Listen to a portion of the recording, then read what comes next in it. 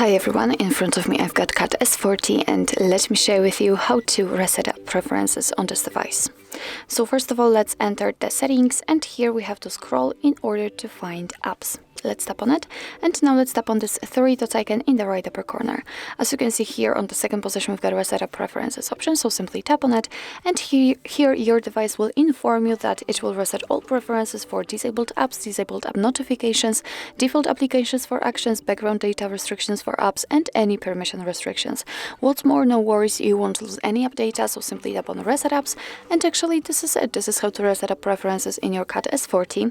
Thank you so much for watching. I hope that this video was helpful, and if it was, please hit the subscribe button and leave the thumbs up.